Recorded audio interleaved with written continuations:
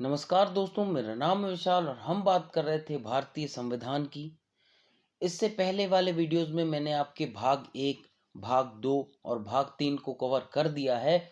आप चाहें तो मेरे पिछले वीडियोस में जा सकते हैं और देख सकते हैं, क्योंकि क्या है, जो 90% क्वेश्चन है वो आपके भाग 1, भाग 2 और भाग 3 में से आते हैं। ठीक, और अब हम बात करने वाले हैं भाग 4 की। उसमें बात करेंगे हम राज्य सरकार की। सबसे पहले बात करेंगे हम इस वीडियो में राज्यपाल की। ठीक, और इसको मैंने दो पार्ट में डिवाइड किया है। पहले पार्ट में बात करेंगे हम राज्यपाल की बेसिक चीज़ों की, कि भैया राज्यपाल की नियुक्ति कैसे होती है, राज्यपाल की शक्तियां क्या हैं, राज्यपाल की पदावधि क्या है। ठीक, और अगले वीडियो में बात करेंगे हम, पार्ट सेकंड में बात करेंगे हम राष्ट्रपति और राज्यपाल की तुलना की, कि भैया इन दोनों की शक्तियां कहाँ आपस में टकराती हैं, किसको कितनी शक्ति दी गई है, इन दोनों की तुलना करेंगे। हम बात करते हैं राज्यपाल की। भारत के संविधान में राज्य में सरकार की उसी तरह की परिकल्पना की गई है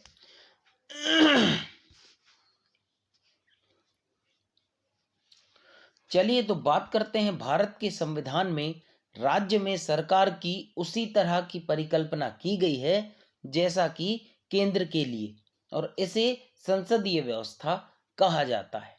संविधान के 6वें भाग में राज्य में सरकार के बारे में बताया गया है। संविधान के 6वें भाग के अनुच्छेद 153 से 167 तक राज्य कार्यपालिका के बारे में बताया गया है।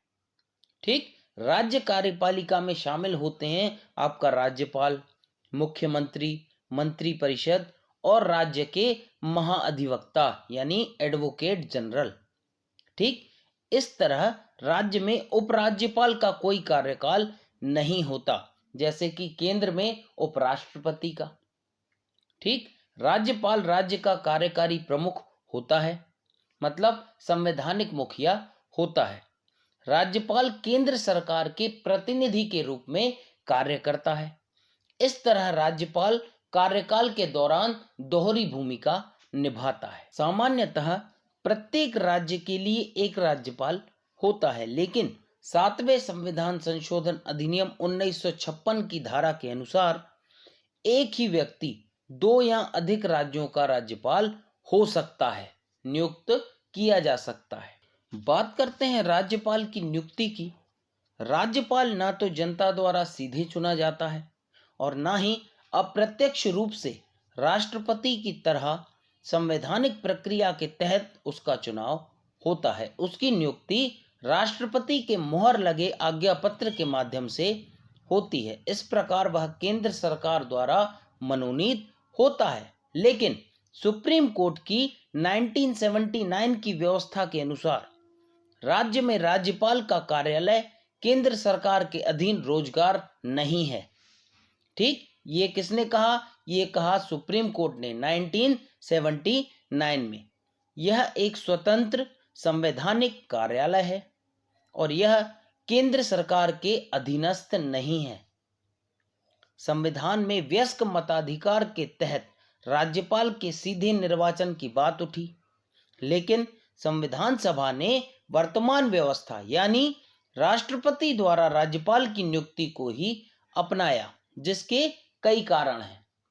पहला, राज्यपाल का सीधा निर्वाचन राज्य में स्थापित संसदीय व्यवस्था की स्थिति के प्रतिकूल हो सकता है। दूसरा, सीधे चुनाव की व्यवस्था से मुख्यमंत्री और राज्यपाल के बीच संघर्ष की स्थिति पैदा हो सकती है। तीसरा, राज्यपाल सिर्फ संवैधानिक प्रमुख होता है, इसलिए इसके निर्वाचन के लिए चुनाव की जटिल व्यवस्था और भारी धन का अपव्यय करने की कोई आवश्यकता नहीं है। चौथा, राज्यपाल का चुनाव पूरी तरह से व्यक्तिगत मामला है, इसलिए इस चुनाव में भारी संख्या में मतदाताओं को शामिल करना राष्ट्रहित में शामिल नहीं है।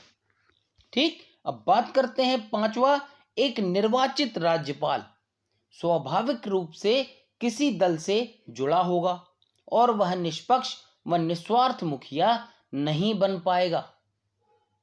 छठवां, राज्यपाल के चुनाव से अलगाववाद की धारणा पनपेगी जो राजनीतिक स्थिरता और देश की एकता को प्रभावित करेगा। सातवां, राष्ट्रपति द्वारा नियुक्त की व्यवस्था से राज्यों पर केंद्र का नियंत्रण बना रहेगा। आठवां, राज्यपाल का सीधा निर्वाचन राज्य में आम चुनाव के समय एक गंभीर समस्या उत्पन्न कर सकता है। बात करते हैं नौवे की। मुख्यमंत्री जो है वो ये चाहेगा कि भैया राज्यपाल जो है मेरा आदमी हो, जिससे क्या होगा कि वो अपने काम आसानी से करवा पाएगा।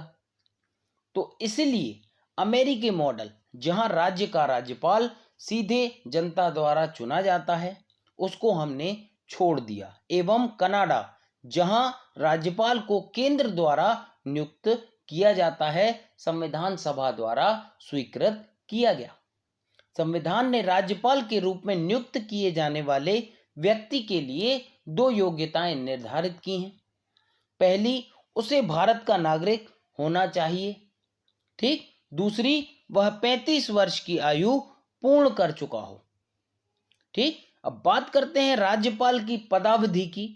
सामान्यतः राज्यपाल का कार्यकाल पद ग्रहण से 5 वर्ष की अवधि के लिए होता है। ठीक। किंतु वास्तव में यह राष्ट्रपति के प्रसाद पर्यंत पद धारण करता है।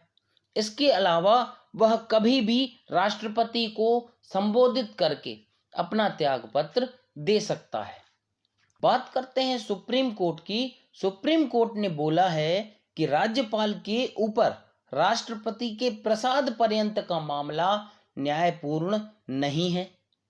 राज्यपाल के पास ना तो कार्यकाल की सुरक्षा है और ना ही कार्यकाल की निश्चिंतता। उसे राष्ट्रपति द्वारा किसी भी समय वापस बुलाया जा सकता है, लेकिन संविधान ने कोई ऐसी विधि नहीं बनाई है जिसके तहत राष्ट्रपति राज्यपाल को हटा दे। फिर पिक्चर में आता है कौन? फिर पिक्चर में आती हैं सरकारें। ठीक। इसलिए वीपी सिंह के नेतृत्व वाली राष्ट्रीय मोर्चा सरकार ने 1989 में उन सभी राज्यपालों से त्यागपत्र मांगा था जिन्हें कांग्रेस सरकार द्वारा नियुक्त किया गया था। ठीक। और अंततः कुछ राज्यपालों को बदला गया जबकि कुछ को बने रहने दिया गया। यही प्रक्रिया 1991 में फिर से दोहराई गई जब पीवी नरसिम्हा राव के नेतृत्व में कांग्रेस सरकार बनी। ठीक। वीपी सिंह और चंद्रशेखर सरकार द्वारा नियुक्त 14 राज्यपालों को बदल दिया गया था। बात करते हैं राज्यपाल की शक्तियों की एवं उसके कार्यों की। राज्यपाल को राष्ट्रपति के अनुरूप कार्यकारी, विधायी, वित्तीय और न्यायिक शक्तियां प्राप्त होती हैं। यद्यपि राज्यपाल को राष्ट्रपति के समान कूटनीतिक, सैन्य या आपातकालीन शक्तियां प्राप्त नहीं होती। राज्यपाल की शक्तियां और उसके कार्यों को हम निम्नलिखित शीर्षकों के अंतर्गत समझ सकते हैं। कैसे? कार्यकारी शक्तियां, दूसरी विधायी शक्तियां, तीसरी वित्तीय शक्तियां, चौथा न्यायिक शक्तियां। बात करते हैं कार्यकारी शक्तियों की। राज्य सरकार के सभी कार्यकारी कार्य औपचारिक रूप से राज्यपाल के नाम से होते हैं। चाहे कोई भी काम करेगी राज्य सरकार, वो राज्यपाल के नाम से करेगी। वह राज्य सरकार के कार्य के लेन देन को अधिक सुविधाजनक और उक्त कार्य के मंत्रियों के आवंटन हेतु नियम बना सकता है कि भैया कौन सा कार्य किस मंत्री को दिया जाए। ठीक। वह मुख्यमंत्री एवं अन्य मंत्रियों को नियुक्त करता है। वे सब राज्यपाल के प्रसाद पर्यंत पद धारण करते हैं। वह राज्य के महाधिवक्ता को नियुक्त करता है और उसका पारिश्रमिक तय करता है, वेतन तय करता है। ठीक। महाधिवक्ता का जो पद है वो राज्यपाल के प्रसाद पर्यंत रहता है। वह राज्य निर्वाचन आयुक्त को नियुक्त करता है और उसकी सेवा शर्तें और कार्यावधि तय करता है। ठीक। बात करते हैं छठवें की। वह राज्य लोक सेवा आयोग के अध्यक्ष और सदस्यों को नियुक्त करता है, लेकिन उन्हें सिर्फ राष्ट्रपति ही हटा सकता है, ना कि राज्यपाल। ठीक, वह मुख्यमंत्री से प्रशासनिक मामलों या किसी विधायी प्रस्ताव की जानकारी प्राप्त कर सकता है। अब बात करते हैं विधायी शक्तियों की। ठीक, वह राज्य विधानसभा के सत्र को आहूत या सत्रावसान और विघटित कर सकता है। दूसरा, वह विधानमंडल के प्रत्येक चुनाव के पश्चात पहले और प्रतिवर्ष के पहले सत्र को संबोधित करता है। वह किसी सदन या विधानमंडल के सदनों को विचाराधीन विधेयकों या अन्य किसी मसले पर संदेश भेज सकता है। चौथा, जब विधानसभा अध्यक्ष या उपाध्यक्ष का पद खाली हो तो वह विधानसभा के किसी सदस्य को कार्यवाही सुनिश्चित करने के लिए नियुक्त कर सकता है। ठीक, पांचवा, राज्य विधान परिषद के कुल सदस्यों के छठवें भाग को वह नामित कर सकता है, जिन्हें साहित्य, विज्ञान, कला, सहकारिता आंदोलन और समाज सेवा का ज्ञान हो। ठीक, बात करते हैं छठवें की। वह राज्य विधानसभा के लिए एक आंग्ल भारतीय समुदाय से एक सदस्य की नियुक्ति कर सकता है। सातवां, विधानसभा सदस्य की जो योग्यता के मुद्दे हैं उस पर निर्वाचन आयोग से विचार विमर्श के बाद वह निर्णय कर सकता है। बात करते हैं आठवें की, जो कि इंपॉर्टेंट भी है। राज्य विधानमंडल द्वारा पारित किसी विधेयक को राज्यपाल के पास भेजे जाने पर वह विधेयक को स्वीकार कर सकता है, स्वीकृति के लिए रोक सकता है, विधेयक को विधानमंडल के पास पुनर्विचार के लिए वापस कर सकता है। हालांकि राज्य विधानमंडल द्वारा पुनः बिना परिवर्तन के विधेयक को पास कर दिया जाता है तो राज्यपाल को अपनी स्वीकृति देनी होगी। ठीक, चौथा, विधेयक को राष्ट्रपति के विचार के लिए सुरक्षित रख सकता है। एक ऐसे मामले में इसे सुरक्षित रखना अनिवार्य है जहां राज्य विधानमंडल द्वारा पारित विधेयक उच्च न्यायालय की स्थिति को खतरे में डालता है। इसके अलावा यदि निम्नलिखित परिस्थितियां हों तब भी राज्यपाल विधेयक को सुरक्षित रख सकता है। पहला, संविधान के उपबंधों के विरुद्ध यदि कोई विधेयक बनाया गया है तो। दूसरा, राज्य नीति के निदेशक तत्वों के विरुद्ध यदि कोई विधेयक बनाया गया है तो। तीसरा, देश के व्यापक हित के विरुद्ध हो यदि वो विधेयक। चौथा, यदि वो राष्ट्रीय महत्व का हो तो भी। और पांचवा, संविधान के अनुच्छेद 31 के तहत संपत्ति के अनिवार्य अधिग्रहण से यदि वो विधेयक संबंधित हो। ठीक, अब बात करते हैं वित्तीय शक्तियों की। राज्यपाल की वित्तीय शक्तियां इस प्रकार हैं। पहला, वह सुनिश्चित करता है कि वार्षिक वित्तीय विवरण यानी बजट को राज्य विधानमंडल के सामने रखा जाए। दूसरा, धन विधेयकों को राज्य विधानसभा में उसकी पूर्व सहमति के बाद ही प्रस्तुत किया जा सकता है। तीसरा, बिना किसी सहमति के किसी तरह के अनुदान की मांग नहीं की जा सकती। यदि आपको कोई अनुदान चाहिए तो आपको पहले राज्यपाल की स्वीकृति लगेगी। ठीक, बात करते हैं चौथे की। वह किसी अप्रत्याशित व्यय के वहन के लिए राज्य की आकस्मिकता की निधि का उपयोग कर सकते हैं, अग्रिम ले सकते हैं। यह अधिकार सिर्फ राज्यपाल के पास है। ठीक, पांचवा, पंचायतों एवं नगरपालिका की वित्तीय स्थिति की हर 5 वर्ष बाद समीक्षा के लिए वह वित्त आयोग का गठन करते हैं। बात करते हैं न्यायिक शक्तियों की। राज्य की न्यायिक शक्तियां इस प्रकार हैं। पहला, राज्य के राज्यपाल को उस विषय संबंधी जिस विषय पर उस राज्य की कार्यपालिका शक्ति का विस्तार है, किसी विधि के विरुद्ध किसी अपराध के लिए सिद्ध दोष ठहराए गए किसी व्यक्ति के दंड को क्षमा या उसका प्राविलंबन, विराम या परिहार करने की अथवा दंडादेश के निलंबन, परिहार या लघुकरण की शक्ति होगी।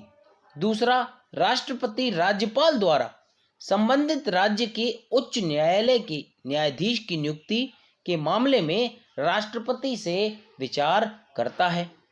तीसरा, वह राज्य उच्च न्यायालय के साथ विचार कर जिला न्यायाधीशों की नियुक्ति, स्थानांतरण और प्रोन्नति कर सकता है।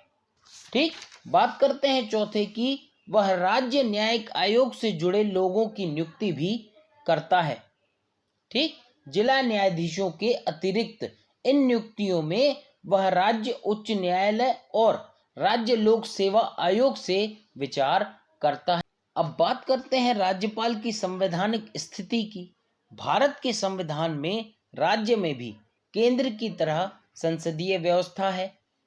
राज्यपाल को नाम मात्र का कार्यकारी बनाया गया है, जबकि वास्तविकता में कार्य मुख्यमंत्री के नेतृत्व वाली मंत्रिपरिषद करती है। दूसरे शब्दों में कहें तो राज्यपाल अपनी शक्ति कार्य को मुख्यमंत्री के नेतृत्व वाली मंत्रिपरिषद की सलाह पर ही कर सकता है। राज्यपाल की संवैधानिक शक्तियों का अंदाजा लगाते हुए हम इन्हें अनुच्छेद 154, 163 एवं 164 के उपबंधों से समझ सकते हैं। पहला, अनुच्छेद 154, राज्य की कार्यकारी शक्तियां राज्यपाल में निहित होंगी। ये संविधान सम्मत कार्य सीधे उसके द्वारा या उसके अधीनस्थ अधिकारियों द्वारा संपन्न किए जाएंगे। दूसरा, अनुच्छेद 163, अपने विवेकाधिकार वाले कार्यों के अलावा अपने अन्य कार्यों को करने के लिए राज्यपाल को मुख्यमंत्री के नेतृत्व वाली मंत्रिपरिषद से सलाह लेनी होगी। तीसरा, अनुच्छेद 164, राज्य मंत्रिपरिषद की विधानमंडल के प्रति सामूहिक जिम्मेदारी होगी। यह उपबंध राज्य में राज्यपाल की संवैधानिक बुनियाद के रूप में है। ठीक, और उपयुक्त से स्पष्ट है कि राज्यपाल की स्थिति राष्ट्रपति की तुलना में निम्नलिखित दो मामलों में भिन्न है। पहला, संविधान में इस बात की कल्पना की गई थी कि राज्यपाल अपने विवेक के आधार पर कुछ परिस्थितियों में काम कर सकता है, जबकि राष्ट्रपति के मामले में ऐसी कल्पना नहीं की गई।